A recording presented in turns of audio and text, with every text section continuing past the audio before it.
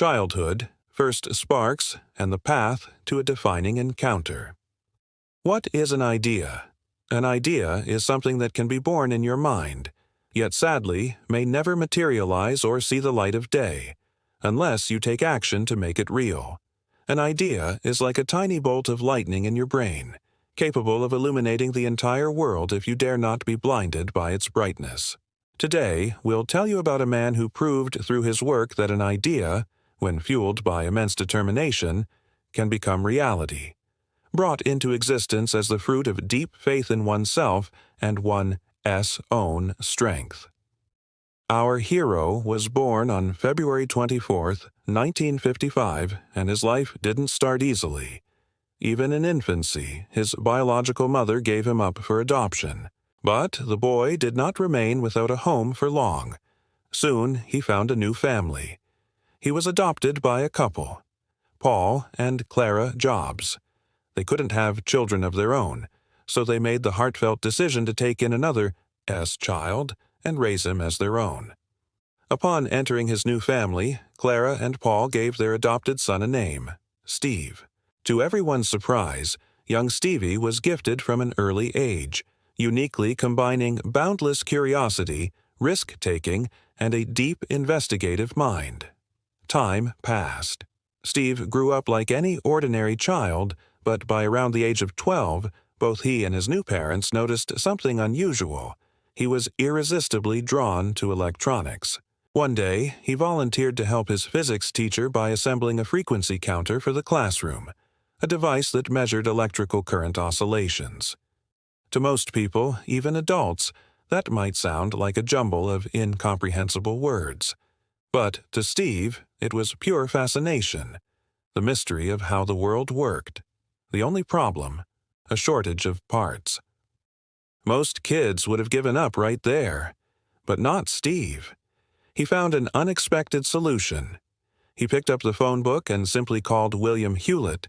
Yes, the William Hewlett, the co-founder and CEO of Hewlett-Packard, HP.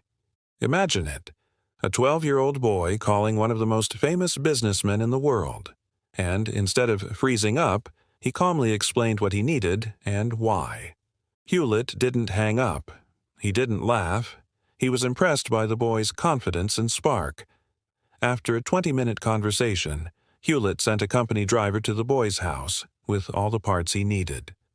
That moment became the first spark in a long chain of events that would one day ignite an entire industry. By that summer, Steve had received a personal invitation to intern at HP from Hewlett himself. There, for the first time, he felt the hum of real laboratories, smelled the metal and plastic, and realized that technology wasn't just hardware. It was art that could change human lives. During high school, he met another young enthusiast, Steve Wozniak. The two instantly clicked. Electronics bonded them like brothers. Wozniak was the wizard of circuitry and soldering. Jobs, the visionary, who already sensed that behind every circuit lay a story, and behind every device, the emotion of the person holding it. They attended lectures together, worked nights on projects, and both interned at HP. Meanwhile, across California, something extraordinary was happening. The birth of Silicon Valley. Garages were turning into laboratories and dreamers into pioneers. But no one could have imagined that this boy, in jeans and with a restless spark in his eyes, would someday become the symbol of an entire era. After graduation, Wozniak joined HP as an engineer, while Jobs chose a different path. He joined Atari as a video game designer. But his enthusiasm quickly faded. Steve felt confined. He wanted not only to create, but to understand meaning. He wanted to know why things mattered, not just how they worked. So one day, he simply quit.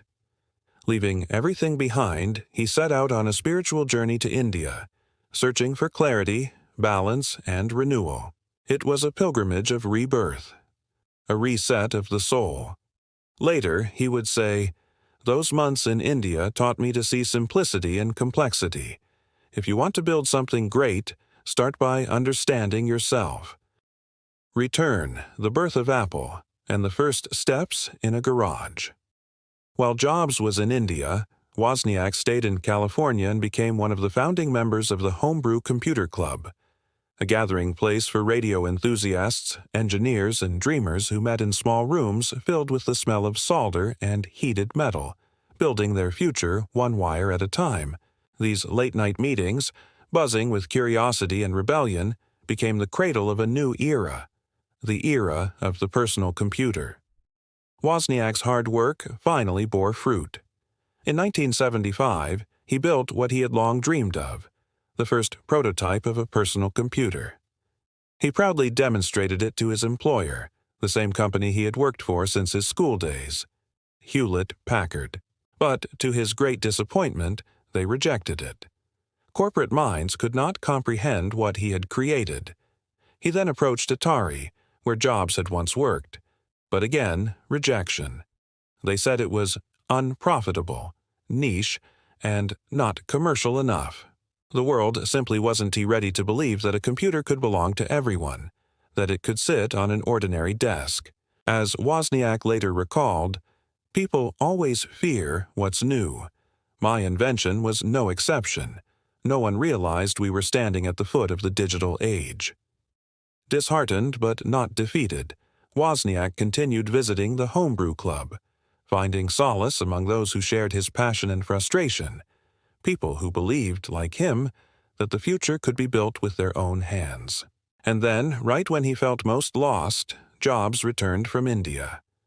But he was no longer the same. There was something different in his eyes, serenity mixed with focus. He had brought back not just peace of mind, but clarity, a vision of what could be. Naturally, one of the first people he visited was his old friend Wozniak. Woz showed him the prototype, told him about his failures, his rejections, and his fading hope. That evening, they talked for hours about dreams, possibilities, and destiny. Then Jobs leaned forward and said words that would change both their lives. "If the big companies don't understand what you've made, then it's time to start our own." That was the spark, the moment of independence. Two unknown young men from a quiet California suburb decided to take control of their fate. They didn't just want to build a company, they wanted to change the world. Later, Jobs would say that night was the turning point of his life. On April 1st, 1976, while sitting at home, eating apples as part of his fruitarian diet, he brainstormed names for their new venture. Then, almost playfully, he said, "Let's call it Apple. Simple, human, real."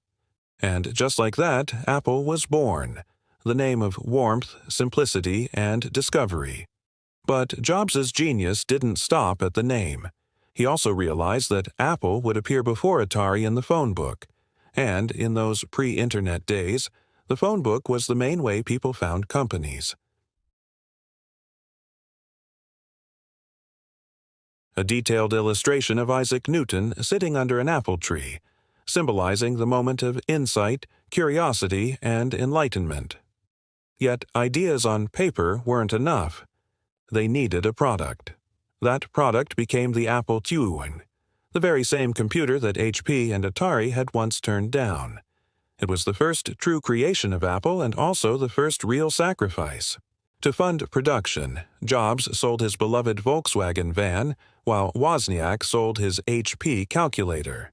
Together, they raised $1,300, a small amount that would become the seed of a technological empire. They worked not in an office, but at home, surrounded by parts, wires, and coffee cups. The smell of flux filled the air. The hum of soldering irons never stopped, and every screw, every chip carried a piece of their soul. When space ran out, they moved into the legendary garage on Chris Drive, a place that would become one of the most iconic addresses in the history of innovation. Clara Jobs, Steve's mother, joined the mission, answering phone calls and managing notes, giving the small startup the appearance of a real company. Paul Jobs, his father, helped build workbenches and set up power lines. And in that humble garage, among buzzing wires and burning ambition, Apple Computer was born. There were only 3 people, Jobs, Wozniak, and Ronald Wayne. But they had something far more valuable than capital: faith. Faith that one day their creation would change the world. The first sales, the power of belief, and the dawn of success. Every company, no matter how small, must eventually face its first real test: competition. For Apple, that rival was the Altair 8800, a bulky, switch-filled computer built by hand. The Altair looked like a machine from a science lab, a box covered in flickering lights and metal switches. To input a single command, you had to flip dozens of toggles. If you made one mistake, you had to start all over again. For engineers and hobbyists, it was magic. For ordinary people, it was a nightmare. And that's where Apple I was different. Jobs and Wozniak didn't want to build a machine for scientists. They wanted to build a computer for everyone. Apple. I spoke a new language, the language of simplicity. It came with a keyboard for typing, and it displayed results directly on a screen. It was the first time technology felt human. Those early models were built literally on their knees, right in Steve's bedroom. No fancy tools, no lab, no production line. Just two young men, a soldering iron, and an obsession with perfection. They spent nights arguing over details: how the board should look, how it should feel to use, how it should connect with a person. Jobs often repeated one phrase that would define his entire career: "It's not about technology. It's about how it makes you feel." But even with their passion, one problem remained: how to sell it. Store owners laughed, investors shrugged. Nobody wanted to stock a garage invention. Until one day, luck, or destiny, intervened. In a small electronics shop called the Byte Shop, the owner, Paul Terrell, listened to Jobs' pitch. Jobs, ever the salesman, didn't just talk about wires and chips. He painted a vision of the future. Terrell agreed to take a risk. He would buy 50 Apple I units, but only on consignment. If they didn't sell, Apple wouldn't get a cent. For most people, it would have sounded impossible. For Jobs, it was a challenge. The duo worked day and night. Wozniak soldered boards until his hands ached, while Jobs assembled, packaged, and prepared the computers for delivery. And then, something unbelievable happened. Within a week, the entire batch sold out.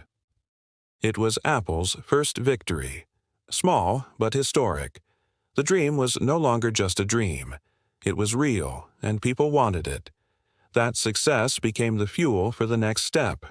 The small team, Jobs, Wozniak, and Wayne, realized they needed more space. So they officially moved operations into the garage on Chris Drive. That garage, dusty, cramped, and loud, became the birthplace of a revolution. It was there that Jobs shaped what would become Apple's DNA: a relentless pursuit of quality, an obsession with detail, and an unbreakable belief in beauty through simplicity. Apple I was priced at 666, a quirky choice made by Wozniak, simply because he liked repeating numbers. That number would later fuel all kinds of myths, but for them, it was just a practical joke. Despite their first success, money was still a massive problem. They were running on fumes. Jobs spent his days calling banks, pleading for loans, pitching his vision to anyone who would listen. Almost everyone said no. But eventually, fate smiled again. A young millionaire and former Intel engineer named Mike Markula saw something in Jobs, a spark he couldn't ignore. Within weeks, Markula invested $92,000 of his own money and helped secure a $250,000 credit line from Bank of America. It was more than funding. It was validation. Markula brought structure, strategy, and experience to the young dreamers. He wrote the first business plan, outlined a marketing approach, and turned Apple from a hobby project into a legitimate company. In 1977, Apple Computer Inc. was officially born.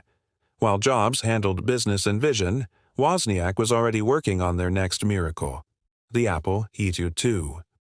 This new computer had everything the world hadn't even realized it needed yet: A color display, a built-in keyboard, a disk controller, and an intuitive operating system. But most importantly, it was beautiful. Jobs demanded elegance even in the parts users would never see. When an engineer complained, "But no one looks inside the computer," Jobs replied, "You will know, and that's enough reason to make it beautiful." In 1977, the Apple II debuted at the West Coast Computer Fair. Crowds gasped. The press called it a computer that understands you. Orders flooded in. The Apple II didn't just sell. It defined the personal computer industry. It made technology approachable, inviting, and alive. By 1980, Apple was selling tens of thousands of computers. Jobs and Wozniak became millionaires. And the world realized those garage kids had just rewritten the rules of business and technology forever. The rise of Apple, internal conflicts, and the exile of Jobs. The Apple II became a symbol of technological revolution. It sold at an unbelievable pace. Schools, offices, and universities all wanted one. They called it the computer that teaches you to think. For Steve Wozniak, it was a moment of recognition. For Steve Jobs, it was the taste of power and responsibility. By 1980, Apple went public. Its IPO became one of the most spectacular in history. In a single day, more than 300 employees became millionaires. Television cameras flashed, reporters crowded the headquarters, and the boy who had once built circuits in his parents' garage was now the face of a new era. But as Apple soared higher, something began to shift within Jobs himself. The higher he climbed, the more he felt that the company was losing its soul. The purity of the early days, when every screw mattered, every design meant something, was being replaced by bureaucracy, meetings, and marketing. Jobs wanted perfection. He wanted magic. But many around him just wanted profit. Inside Apple, an invisible divide began to grow between Wozniak's engineers and Jobs' marketers. Two different worlds, two different visions. Wozniak was calm, kind, and methodical. Jobs was fiery, demanding, and relentless. He could inspire, but he could also terrify. In 1981, tragedy struck. A small plane carrying Wozniak crashed during takeoff. He survived but suffered serious head injuries and temporary amnesia. For months, he couldn't return to work. For the first time, Apple was left without its quiet genius, and Jobs stood alone at the helm. But stopping was never in his nature. Even in chaos, he searched for the next breakthrough. He became obsessed with an idea, a computer that wasn't just a machine, but an extension of the human mind. That idea became Project Macintosh. Jobs built a new team around it, a band of renegades, dreamers, and misfits. He called them pirates. Above their lab, they hung a flag with a skull and crossbones, but instead of bones, there was a rainbow-colored apple. On the wall was a motto that defined their spirit. It's better to be a pirate than to join the Navy. They worked day and night, often sleeping in the office. Jobs demanded the impossible, and somehow people delivered it. He told his engineers, "We're not building just a computer, we're building poetry, written in silicon." The Macintosh became his obsession, his mission, his art. But not everyone shared his passion. The board of directors began to worry. To them, Jobs seemed too emotional, too unpredictable, too risky. They wanted stability, predictability, control. In 1983, to balance the company, Jobs recruited John Sculley, the CEO of PepsiCo, the man behind the famous slogan, "Do you want to sell sugared water for the rest of your life, or do you want to change the world?" At first, they were allies. Jobs saw in Sculley a strategist who could protect Apple while he pursued his vision. But over time, their partnership turned into rivalry. Sculley believed in management. Jobs believed in magic. And when management meets magic, sparks fly. By 1985, tensions had reached their peak. Board meetings turned into battlegrounds. Jobs wanted to push the company further into innovation. The board, led by Scully, wanted restraint and order. Finally, the unthinkable happened. In June 1985, Steve Jobs, the founder of Apple, was forced out of his own company. The man who had built the dream was told he no longer belonged to it. For Jobs, it was more than a professional loss. It was a personal betrayal. Years later, he reflected, "Getting fired from Apple was devastating, but it was also the best thing that could have ever happened to me. The heaviness of being successful was replaced by the lightness of being a beginner again."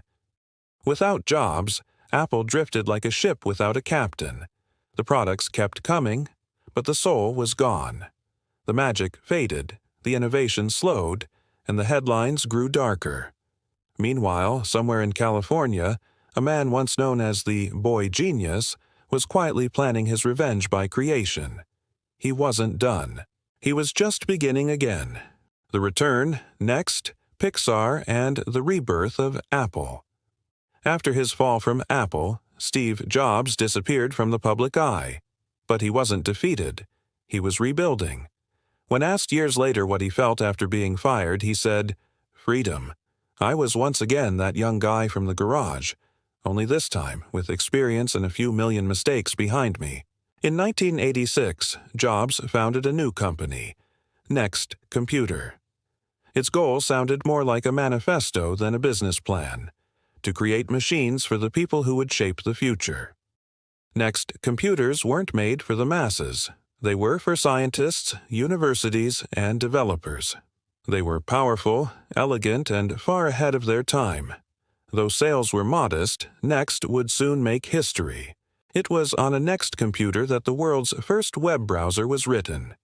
Yes, the Internet, as we know it today, was born on a machine created by Jobs. But while Next was his intellectual project, another venture would reveal the artist within him. That same year, Jobs bought a small, struggling computer graphics division from George Lucas for $10 million. He renamed it Pixar. At the time, no one believed in digital animation. Hollywood laughed. Computers, they said, could never tell real stories. But Jobs saw something others didn't: a future where technology and storytelling would merge into art. He invested millions, endured failures, and waited. And then, in 1995, it happened. Pixar released Toy Story, the world's first fully computer-animated feature film. It was revolutionary. Audiences were stunned. Critics called it the birth of a new art form. Pixar made hundreds of millions of dollars, won Oscars, and rewrote the history of animation. And at its core stood Steve Jobs, a man who had once been told he was too difficult to work with. Now he was the visionary who had changed two industries: technology and cinema. While Jobs was building empires, Apple was crumbling. Without its founder, the company lost direction. Products became uninspired, leadership scattered, and sales plummeted. By 1996, Apple was bleeding money and reputation. Magazines declared, "Apple is dying." Competitors moved in for the kill. And then, destiny turned again. In December of that year, Apple made a bold decision. It bought Next for $429 million. But more importantly, it brought back Steve Jobs. Only this time, he wasn't the reckless dreamer from the 70s. He was wiser, sharper, a visionary reborn. When Jobs walked back into Apple's headquarters, many employees said it felt like a storm had entered the building.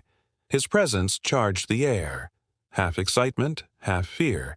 In 1997, standing before a hall of skeptical employees, Jobs spoke calmly with absolute conviction. Focus is about saying no. No to 1,000 things, so you can say yes to what truly matters. It was a moment of truth. Jobs didn't just save Apple, he redefined it. He shut down dozens of failing projects, simplified the product line, and brought back the company's core philosophy: simplicity, beauty, and meaning. That same year, he struck an unlikely deal with Microsoft, securing a $150 million investment. A controversial but strategic move that kept Apple alive long enough to fight another day. And then came the comeback no one expected. In 1998, Apple unveiled the iMac, a bright, translucent, all-in-one computer that looked like a piece of candy. It wasn't just a computer, it was a statement. The iMac shouted what Apple had always believed, that technology should be friendly, human, and beautiful. The world went wild. Stores couldn't keep up with demand. Apple was back, and stronger than ever. Following the iMac came OS X, iBook, and then, in 2001, the product that would redefine not just Apple but the entire music industry, the iPod. When Jobs held that tiny white device in his hand, he said simply, "1,000 songs in your pocket." It wasn't just marketing, it was poetry. The iPod became a cultural icon, and with it, Apple transformed from a computer company into a lifestyle brand. Jobs had returned not to restore the old Apple, but to build something entirely new. He had fused design, technology, and emotion into one seamless experience. Every product was now a reflection of a philosophy. That simplicity is the ultimate sophistication. The company that had once fired him was now rising higher than ever, because the man they'd rejected had come back to save them all. iPhone, a new era, and the final flight of Steve Jobs, 2007. San Francisco. A dark stage. Thousands of people in the audience. The air is electric. Steve Jobs steps into the spotlight, wearing his signature black turtleneck, Levi's jeans, and New Balance sneakers. He looks calm, but his eyes are burning with excitement. He smiles and says words that will echo through history. Today, Apple is going to reinvent the phone. And the crowd erupts. On the giant screen behind him, a sleek device appears. Simple, clean, without a single physical button. No stylus, no keyboard, just glass, touch, and emotion. The iPhone wasn't just another gadget, it was a revolution in the palm of your hand. With a few gestures, Jobs scrolled, zoomed, and tapped his way through music, calls, and the internet. The audience gasped. They weren't watching a phone. They were watching the future unfold before their eyes. In that moment, Steve Jobs didn't just unveil a product. He changed the course of human interaction. He erased the distance between people and technology. "We're not making technology for technology's sake," he said. "We're making tools that make life better." The iPhone became the physical embodiment of everything Jobs believed in: simplicity, beauty, humanity, and a relentless pursuit of perfection. Within a year, Apple launched the App Store, giving birth to a new digital ecosystem, a global stage for creators, developers, and dreamers. It wasn't just innovation, it was evolution, the dawn of the mobile era. Millions of people around the world suddenly carried a piece of Apple's philosophy in their pocket.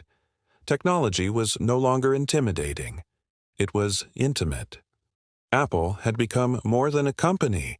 It was now a movement, a symbol of creativity, individuality, and design excellence. In 2008, Jobs took the stage again and pulled a manila envelope from the table. From it, he revealed the MacBook Air, so thin it seemed impossible. He smiled and said nothing for a few seconds. The silence said it all. The world gasped again. Apple wasn't just setting trends. It was reshaping entire industries with elegance and courage. Then came 2010, another turning point. Jobs unveiled the iPad, a device that bridged the gap between phone and computer. Critics mocked it. Users fell in love. Once again, he was right. The iPad changed how we worked, learned, and created. It was more than a gadget. It was a window into the future of communication. By 2011, Apple had officially become the most valuable company in the world. No one could deny it anymore. The garage dream had conquered the planet. But behind the brilliance, a silent battle was unfolding. Steve Jobs had been fighting cancer since 2003. For years, he kept working, presenting, dreaming. Even as his body weakened, his mind never slowed down. He once told a close colleague, "Death is the single best invention of life. It clears out the old to make way for the new. It wasn't resignation. It was understanding, the kind that only visionaries possess. In August 2011, he resigned as CEO, passing the torch to Tim Cook, a man he trusted to carry on the light. A few months later, on October 5, 2011, Steve Jobs passed away at his home in California, surrounded by his family.